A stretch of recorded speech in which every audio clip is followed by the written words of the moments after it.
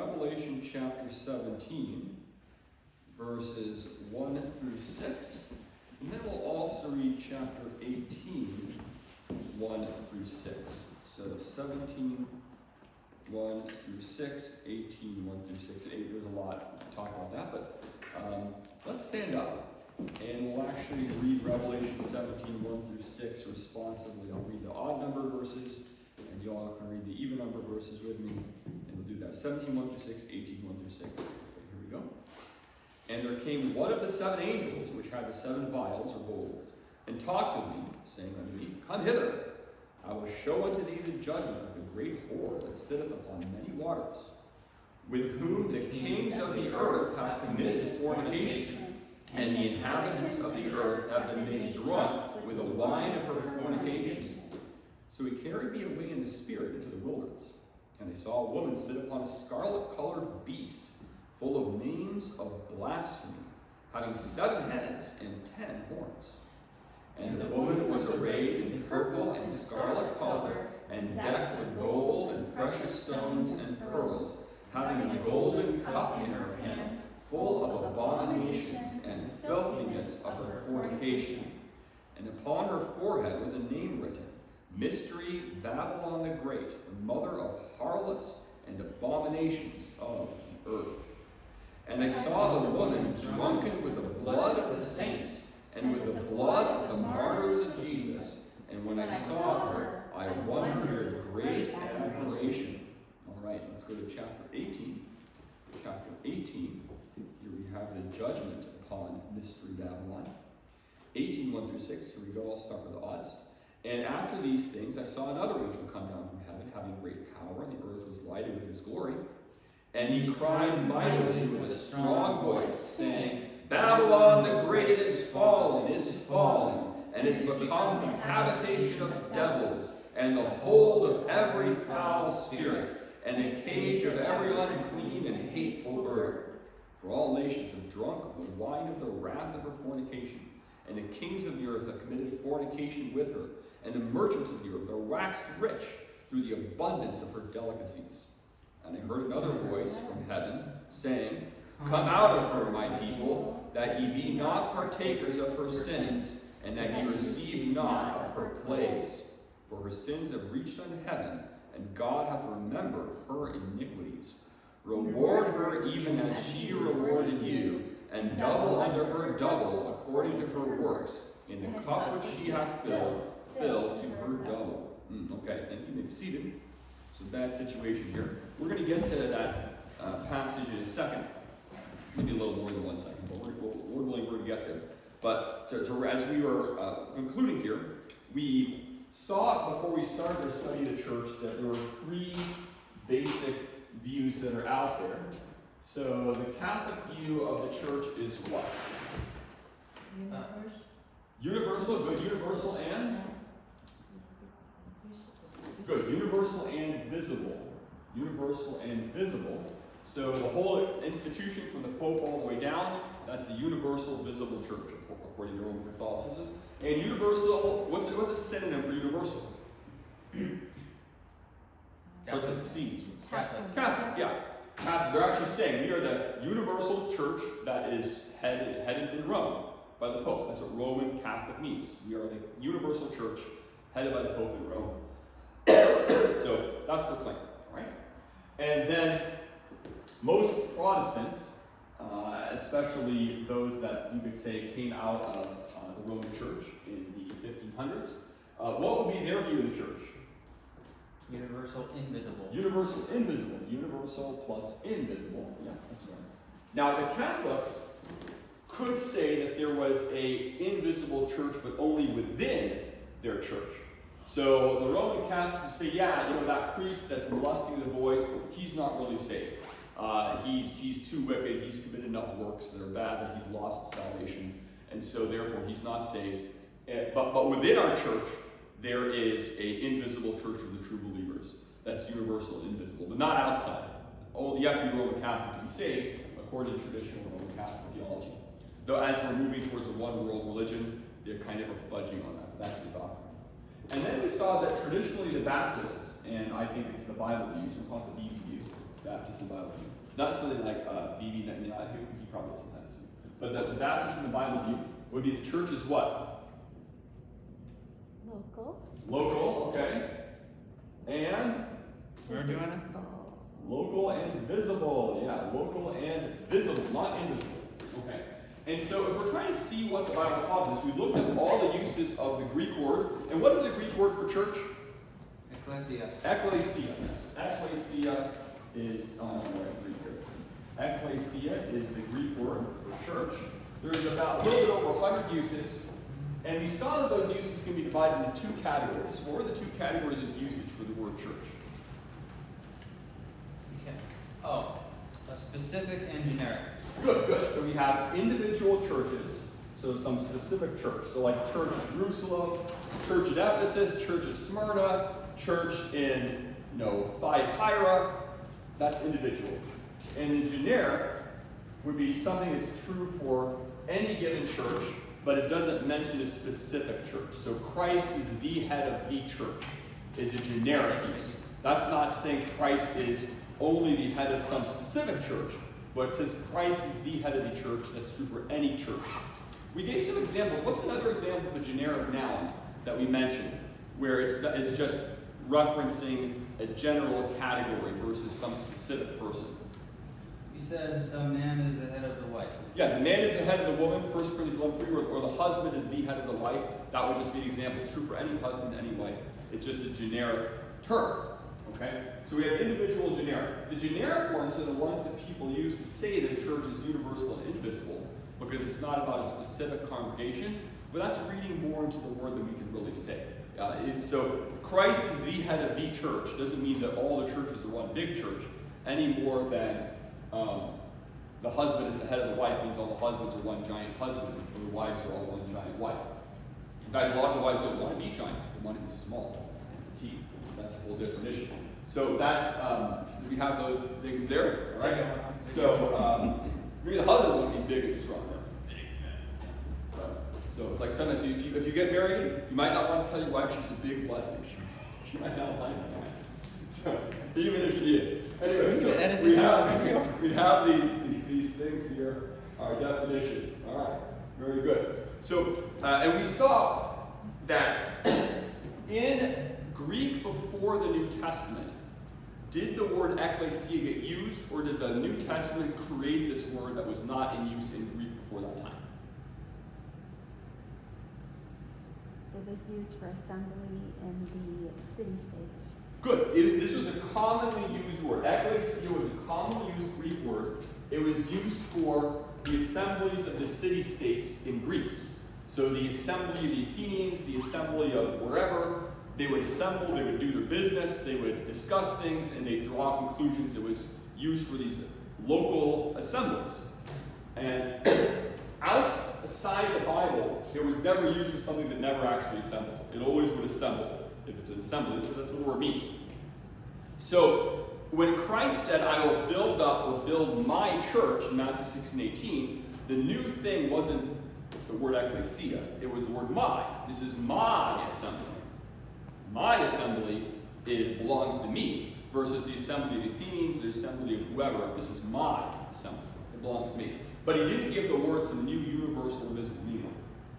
We saw, do you remember where the Greek word ekklesia is translated assembly instead of translated as church in the New Testament? Acts 19. Acts 19, good. Acts 19. And in Acts 19, it appears 3 times. It's translated as assembly. What kind of assembly is it in Acts 19? Acts 19 is Gentiles. Yeah, it's assembly of Diana worshippers. They probably were all Gentiles, and why would you be a Jew and worship Diana, right? But the Diana worshippers, greatest Diana of the Ephesians. And so but it's an assembly, a local assembly. And it was also used for the Israelites in Acts 7, assembling in the wilderness. Other than that, it's always used for Christian churches in the Bible. And we also saw that, is there a time when all believers will assemble in one place? There is. Is the word church ever used for that future assembly of all believers? I don't remember. It is used. Does anyone remember what book it's used that way? Hebrews 12. Hebrews 12:23 talks about the assembly, the the church of the first four which are written in heaven. So there will be a future assembly of all believers in the future, but that will also actually assemble. Okay? So something that that doesn't mean that today on earth, all believers are part of one assembly. It just means in the future we will assemble in one place. But right now on earth, the assembly is local and visible. It's not universal, it's not invisible, it's local and visible. And that also fits with the three metaphors of the church. We saw there were three common symbols for the church that fit best with the church being local and visible. What were the three metaphors for the church that are kind of common metaphors? Can anybody give me one of them? The metaphors for the church, the bride of Christ. Okay, bride. So we got the bride. Yep. So we've got bride as a metaphor. We've also got, and bride, I think, emphasizes special closeness. I think that's the point of the metaphor. You're especially, the husband and his wife are especially close to each other. So I think that's the emphasis of the bride metaphor, special closeness, special care. And with the bride metaphor, that is a metaphor for the local congregation. So somebody who's born again is not part of a church, he's not part of the bride now. But in the New Jerusalem, the whole city is compared to a bride adorned for her husband. So in the future, every believer, whether he's a church member or not, whether he ever joins a biblical church or not, he's going to be in the New Jerusalem in the bride adorned for her husband. All believers from all dispensations, Old Testament, New Testament, they're all going to have that special closeness. But on earth right now, if you're not a church member, you're missing out on some special closeness. Here's the bride. What were the other metaphors? Body, sure, body. And body, in 1 Corinthians 12, what would you say the metaphor for the body in 1 Corinthians 12 emphasizes for the church as a body? Unity. The unity, and they're all working together. Mm-hmm. The hand is working together with the arm, with the liver, with the small intestine, with the toenail, whatever the parts are. They're all working together. Every single thing in there. I'm the gallbladder of the church. Oh, okay. All right. Well, anyway, but every part is working together. Every part's important. Every part's important. I don't think humans even have a gallbladder. Do we have a gallbladder? I don't know. I don't know. But whatever, the point is that every part is working together. And even if you have a little part of you that's not working right, it causes problems, doesn't it? Mm-hmm. You never think about this thing like you never really think about the little flap that opens to keep the acid in your stomach out of your throat until it doesn't work right? And then all of a sudden, I think about this thing. Otherwise, you don't even think about it. I think about that every day. You think about it every day, yeah. See, but we have all these little things, and every one of those is important, isn't it? So everything in the body metaphor emphasizes that everybody's working together, getting things done. And then we had one other metaphor. So we have that commonality in the work and the unity in the body. And then, imagine if my left arm just didn't listen to the rest of my body, it was just doing its own thing, it wouldn't be good, right? That would just be not good and very distracting, right? So the body's working together. And that's how it should be in the church. Everybody's working together, unity. And then the other metaphor, body, bride, and building, yeah. If you want to keep the B's, you can say building. Temple. Church is compared to a temple. So body, building, and bride, if you want to have 3 B's, or temple is what it is. And that emphasizes God's dwelling in the midst of the church. Okay, his special dwelling there. And bodies are local and visible. Mine is right here. Yours is right there. Mm-hmm. Buildings are too. This building is right here.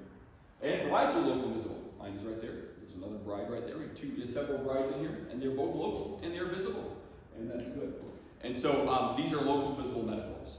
Now, if there was something clear that proved that the church was something else than local and visible, maybe you could say, well, this is just a metaphor. But the metaphor at least tends towards a local understanding.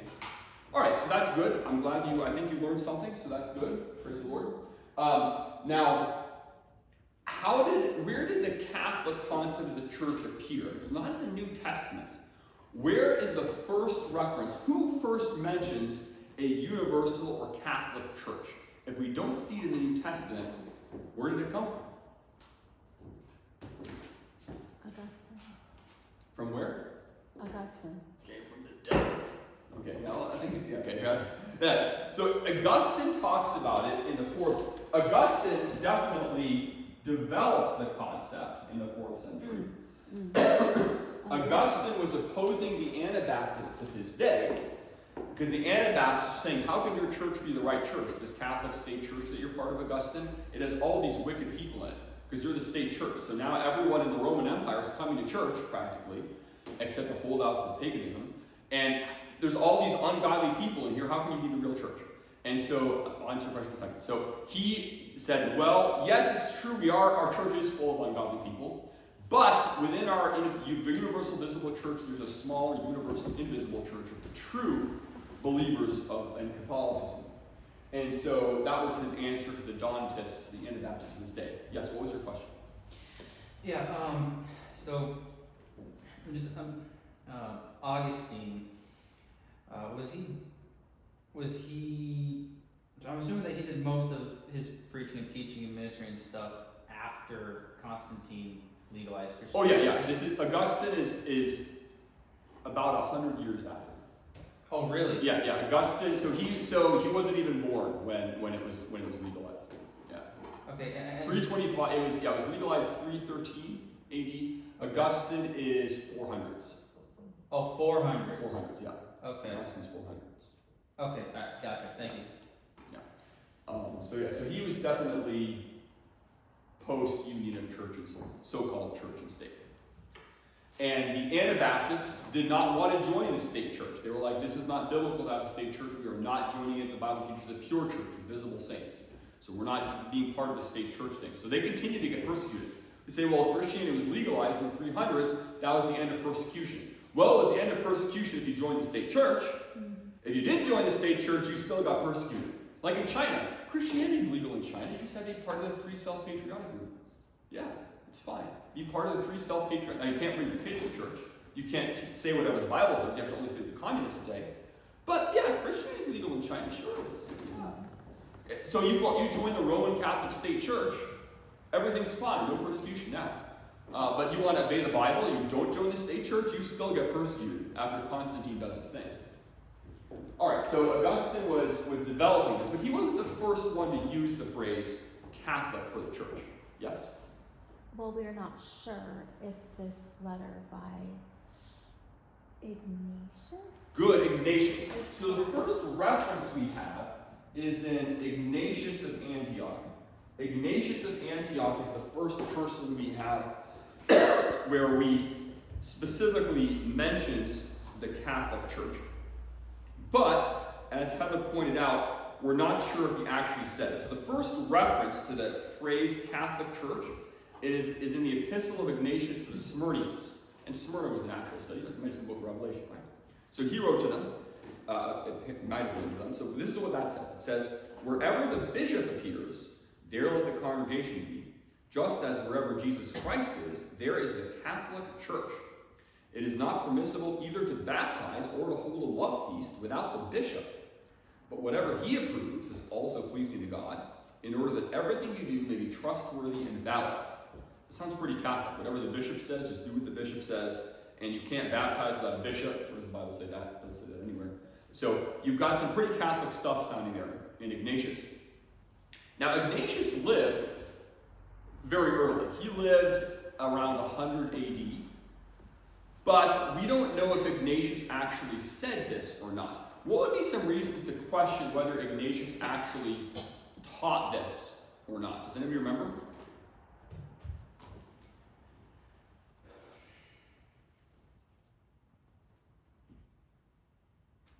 Okay, well, we'll review. Some of you weren't here for that part. We're talking about this. So, and one other thing too, Ignatius is also the first person to make the bishop and the elder different. Because in the Bible, the pastor, the elder, and the bishop or overseer are all the same person. There's no hierarchy. Ignatius makes a hierarchy of the bishop over the elders. One bishop, a bunch of elders. So he's the first person to kind of have some hierarchy going. Now, he didn't have a hierarchy all the way to Rome. It was just in individual churches, you have a bishop, and then below the bishop you have elders. So he's the first person to do that, and that's not biblical. But some reasons to doubt whether Ignatius actually even wrote this is we have 3 versions of Ignatius' epistles. There's a long version, yes? Oh, I have a little bit in my notes. Okay, It yeah. might be a forgery. Okay. The first might be copy forgery. is in the 11th century. Ah, okay. 11th century copy, okay. Yeah, so there's problems with the textual basis here. So we have 3 versions of Ignatius's epistles. There's a long version, which pretty much everyone agrees is forged. It's probably a 4th century forgery after the union of church and state. And there's made up letters in the long recension of Ignatius's epistles where he's doing things like he's writing letters to the Virgin Mary and to the Apostle John. They're these clearly spurious made up letters. So people are forging stuff and saying Ignatius wrote it. So we know that the long version of Ignatius's letters is forged. Then there's a short version and a middle version. The short version doesn't even have this letter at all, where this statement appears. The middle version does. So this is only in the middle version of Ignatius's letters. And that middle version, we only have one manuscript of it. So it's not like the Bible, we have tons of manuscript evidence, like incredibly good manuscript evidence for the Bible. Ignatius's letters, we have one manuscript in Greek. That's 11th century. So could somebody have messed with this one manuscript between the time Ignatius lived and 1,000 years later? Yeah, that could have happened. So could Ignatius have written it? Maybe. I think he probably did. I think this statement was probably a forgery put in by some Catholic person later. But by Augustine's time, definitely this concept of the Catholic Church came about. And we'll find out in heaven for sure what exactly happened, how it got going. Okay, so that's Ignatius, and definitely by Augustine's time, it was definitely a thing. So that's the history of that. Now, why do we talk about Revelation 17? So go back to Revelation 17 now, please. And the reason we're talking about it is I think that it wouldn't be right to leave this out. This is not very politically, what this chapter says is not very politically correct, but it's in the Bible, so, and it relates to this topic, so I don't think, I think it would be unfaithful of me to just leave it out. Question. Yes. Sorry, could you read the sentence again where Ignatius supports the idea of... Yeah, sure, here we go. So here's the first reference to the Catholic Church in the Bible, or not in the Bible, in first and second opinions. Here we go. So this is in the middle edition. It's not in the short edition. This letter doesn't even exist. In the middle edition of his letters. And scholars would argue about whether the short one or the middle one is right. So this is the statement. In the middle, which is only in one manuscript, here it is. Wherever the bishop appears, there let the congregation be. Just as wherever Jesus Christ is, there is the Catholic Church. Okay. It is not permissible either to baptize or to hold a love feast, that was like a meal they had, without the bishop. So you can't baptize unless the bishop is there. But whatever he approves is also pleasing to God. So I don't know, maybe you can't make a mistake, I don't know. In order that everything you do may be trustworthy and valid. Mm-hmm. So that sounds pretty Catholic. Like, there's no statement in the Bible like that. It's a pretty Catholic sounding statement Okay. in this letter. He supported the idea of a universal church, but Yes. did so in a document that is itself Dubious. Yeah. Okay. It's kind of, did he even write this? Mm-hmm. I'm not saying I can prove he didn't write it, but we only have one manuscript that's 11th century. That's pretty late. And we know that people were messing with his writings because we have these different versions of them. So people were messing around here, doing some funny business, and we're not sure what exactly happened. It's probably the Illuminati that put it in. Mm-hmm. Anyway, so that's what happened. Now let's go. So Revelation 17. This is the only place we do have a universal quote-unquote church in the New Testament. It's Revelation 17. Now, the book of Revelation is very, and we can't completely exposit all of these things right now, but the book of Revelation ties into an Old Testament book very closely. It ties into a lot of Old Testament books. But one Old Testament book that ties in closely to Revelation is Daniel. Daniel and Revelation tie in closely, such that, so for example, I think that when I was at Fairhaven Baptist College, they had a class on Daniel and Revelation. Why? Because they go closely together, so they put them together. Daniel has 4 world empires that he predicts. He talks about the Babylonian Empire, the Medo-Persian Empire, the Greek Empire, and the Roman Empire. And so that 4th empire of Daniel, the Roman Empire, is being talked about in the book of Revelation. So here in Revelation 17, you have the Antichrist, who's pictured as a beast. Okay?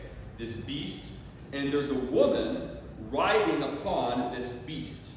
You can see that in Revelation 17 and verse 3. The woman is riding upon the beast. So this is a religious system that's in union with the Antichrist. So it's a state church, quote-unquote, system. The religious system, the one world future religious system, is in union with the Antichrist. Notice in verse 5 it's called Babylon the Great. Why is it called Babylon?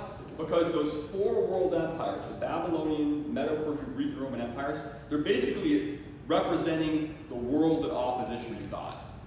So it's like they're kind of viewed all as one thing. So like in Daniel, the four empires appear to be one big statue, one big idol, with a golden head and all the way down. So there's a unity to them. So even though this is the Roman Empire, it's called Babylon the Great, because those four empires are like a unified thing. Peter, in 1 Peter 5:13, calls Rome Babylon. He calls Rome Babylon because there's that connection of Babylon as representing the world in opposition to God, Rome representing the world in opposition to God. Now, that fourth world empire, we can see that it existed in Daniel's day. It was existing in the first century. Rome was ruling the world. And in the future, there's going the one world religion, where the Antichrist is going to be there, the union of the church and state is going to be centered in Rome. So the future one world religion is going to be centered in Rome. And then all through history, there's still some continuity of this Roman Empire all the way through. So what is the continuation, even today, of the Roman Empire that's a state? It's a combination of the state and a religious system that are together. It's centered in Rome. What's that? It is the Roman Catholic Church. It's the Roman Catholic religion. Yeah, so Roman Catholicism is the current manifestation of this woman riding the beast. Now, technically this is the future tribulation one world religion.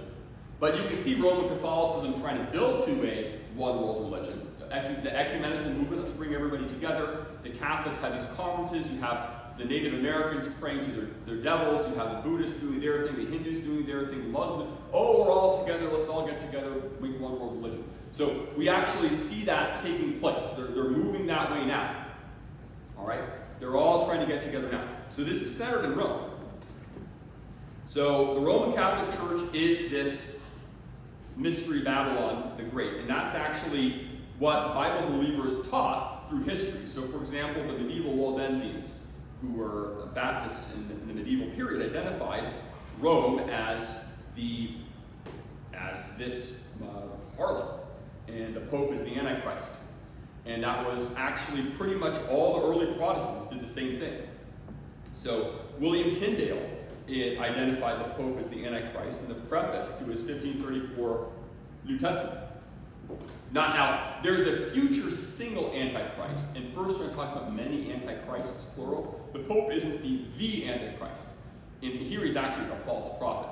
But there's that union of church and state. So this is a very common view, actually, that the Roman Catholic religion is this harlot, associated with the state church. How do we actually see that? Well, first of all, notice please in verse 9 where this harlot is. This mystery Babylon, the great mother of harlots and abominations of the earth. Notice in verse 9 it says that there's 7 heads are 7 mountains on which the woman sitteth. So here, the city on 7 mountains or 7 hills. And so actually, for example, the Greek poet Ovid said, Rome looks around on the whole globe from her 7 mountains, the seat of empire and abode of the gods. So Rome is actually on 7 mountains or hills. If you go visit there, you can see them. They name all the 7. That's where it is. It's on 7 mountains or hills. And so this identifies it with Rome. And even apart from that, even if you didn't know any geography, you didn't realize Rome is actually on 7 hills, that continuity with Daniel, it has to be the Roman Empire. Because Daniel, the 4th empire, is Rome. So this 4th empire has to be Rome. It's clearly Rome. Okay? So we've got that. It's clearly the 7 mountains or 7 hills identifies it with Rome. We see in verse 1 of chapter 17, she's called a great whore, or great harlot, a prostitute. And so she's committing spiritual fornication with the pagan rulers of this world. She joined hands with the state. She's disobediently affiliated with pagan governments ever since. There's also all kinds of literal immorality associated with her spiritual immorality. Roman Catholic religion, from its founding on, is full of immorality. There's all kinds of filth and perversion in the Roman Catholic Church. So, I mean, we give tons of examples, but Pope Sixtus IV, for example, erected a house of prostitution in Rome. So we actually the Pope is building a house of prostitution. You have popes who put families to death. They have all kinds of unspeakable immoralities that they would do in the palace. It's a harlot. If you go visit the Vatican, like if you go to the museum, they have lots of interesting history there and everything. But there's all this nudity everywhere. Like there's all these naked people, like pictures of nakedness. Like why do they have all this? Is going to help you pray to God, having all this nudity and nakedness everywhere? Great harlot, great whore. Now notice please as well in verse 1, it says the woman sitteth upon many waters. And that's through the Bible, that picture of many waters is nationwide grasp. And the Roman Catholic Church has a nationwide influence as it's trying to bring everyone together to create the one world religion. So she's sitting upon many waters, many nations here. Notice please in verse 2, it says the inhabitants of the earth have made drunk with the wine of her fornication. So she, with her negative influence, her spiritual seducing power, draws people away from the real Christ to this false religion, and people are satisfied with her corruption and her false religion and with the things that she does, and to have that replace real religion, the true religion, true service and love for the true Christ. Notice as well in verse 2, it says, with whom the kings of the earth have committed fornication. So she's in union with the state. She's a state church religion. There's a union of church and state here. The kings of the earth are spiritually committing fornication with her, and that is how Roman Catholicism has spread for a very, very long time. Union with the state. Yes? Sorry, really quick, could you repeat one more time, the 7 Hills thing? Yeah, you can, I can't remember the names of the 7 hills now, but it's not really disputed that Rome is built on 7 hills. Like you can go on, not that Wikipedia is the most scholarly source, but you go on pretty much anywhere and it'll say Rome is built on 7 hills. Yeah. Because it actually is. There's 7 hills, it's known as a city on 7 hills. So that's just what Rome is known as. 7 mountains, 7 hills, that's what it was built on. And in scripture it says, what about the 7 hills again? Well, in verse 1, it says here that, right here, or verse 9, I'm sorry. Verse 9, it says that this woman here, so he gives the picture at the beginning of chapter 17. Okay. And then in verse 9, it says the 7 heads are 7 mountains on which the woman sitteth. Okay. So we see that association in the text itself with Rome. Right there. It's pretty hard to get out of. Thank you. Yeah. And then we also mentioned that Peter actually, in 1 Peter 5:13, calls Rome Babylon as well. Okay, so we have that union with the state, the government in verse 2. So this universal so-called church in verse 2. We have as well her blasphemies in verse 3. So the woman is sitting upon a scarlet-colored beast full of names of blasphemy.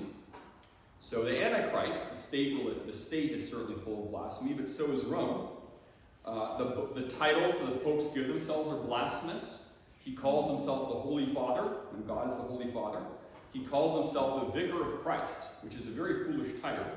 So, Vicar of Christ is the title that the Pope gives himself. Vicar of Christ. The word vicar comes from the Latin preposition vicarius.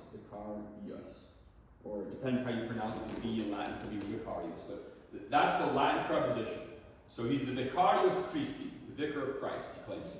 The equivalent Greek vicarius means one who's in the place of or instead of. Okay?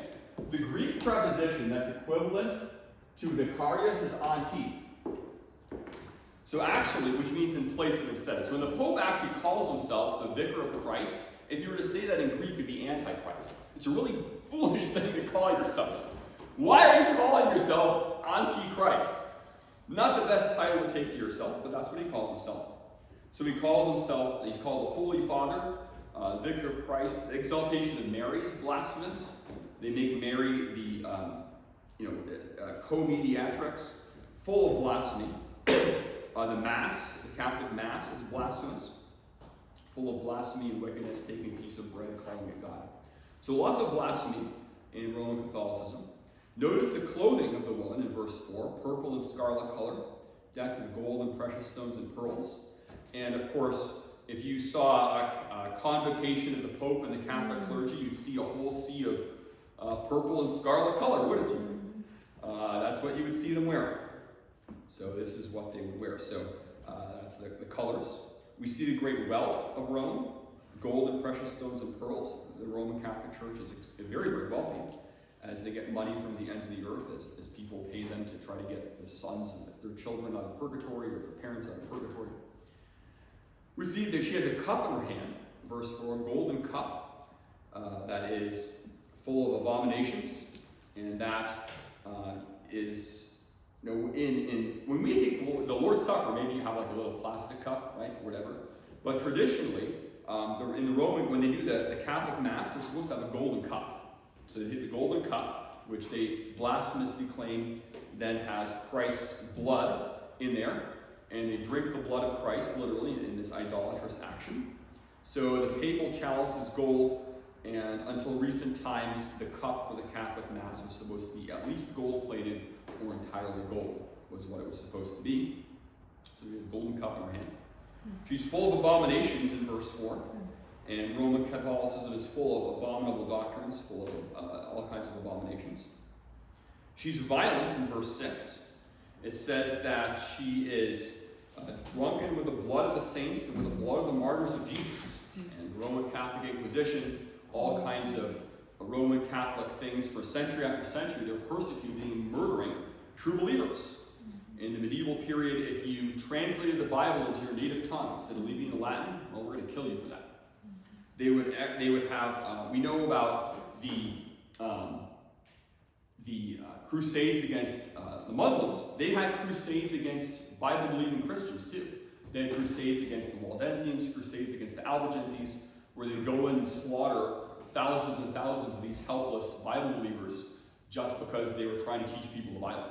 So this system was full, drunken with the blood of the saints and with the blood of the martyrs of Jesus. And so Roman Catholicism is a clear partial fulfillment of this specific picture of the one world religion. I need to mention this because it's in the passage and it wouldn't be right for me to leave it out. So I have to mention this. Notice as well, it does say that the woman has daughters. Notice in verse 5, it says the mother of harlots and the abominations of the earth. So she is a harlot, but she's also the mother of harlots. So it looks like there are also other religious systems that came out from Rome, and those systems that came out from Rome are also called harlots too. So, there was Jesus' churches that were Christ's pure bride from the first century to today. And then there's the Roman Catholic Church, and this harlot has daughters. There are religious systems that broke from her, that came from her, that are still not viewed in a very good way. So that's the only universal so-called church we really see in the Bible anywhere, and it's not a very good picture. What are we supposed to do with this system? We'll look at chapter 18. It says in verse 4, "Come out of her, my people, that ye be not partakers of her sins, and that you receive not of her plagues." So what are people supposed to do with this universal church, this so-called church, this false religious system? Come out of it. Come out. Now, the fact that he says, "Come out of her, my people," shows, can I say that every single person who goes to Roman Catholic Church is not saved? I can't say that. How am I supposed to see the hearts of a billion people? I can't see a billion people's hearts. So maybe someone got saved just reading the Bible and just doesn't get what they're doing. There was a guy at, when I got saved, I was going to Catholic church. So for a while, I was a saved person going to the Catholic church. But then I realized, like, wait, this isn't biblical. This isn't biblical. This isn't biblical. I got to get out of this. This isn't right. But I was saved, and I was going there for a while. I got out, but I was there for a while. So can I say that every single Catholic isn't saved? I can't say that. But are the large majority of them not saved? I have to treat them like that. But, or what about the daughters of the harlot? Is every person in a religious system that's separated from Rome unsaved? No, of course not. But you have this statement come out of her. So, biblical churches should not have anything to do with Roman Catholicism and universal church. And this false religious concept, all of its abominations, come out of it. Don't be in it. That's what God says to do. And this is certainly true for Catholicism, but it's also true for the world as it is, because this is going to become an actual one-world religion. So come out of her would also mean we should separate from things that identify us with the world. Not just Catholicism. Catholicism, yes, obviously. Come out of it. But also, things that are worldly in your lifestyle, things that are going to perish away, things that are associated with this world and rebellion against God, anything like that in your life, get rid of it. Get rid of it. Because we want to identify with Christ and his people in his way, and not with the Roman Catholic religion now or the one world religion that's going to come. Yes? I just want to clarify that this passage does not use the word church, correct?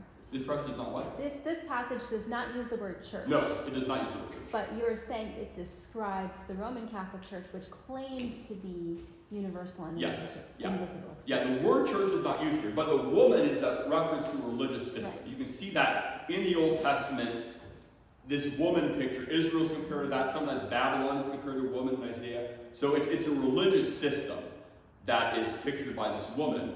And this harlot is contrasted with Christ's bride. Like in Revelation 21, now there it's all believers in chapter 21, but there it's the city coming down to where the pure bride adorned for her husband.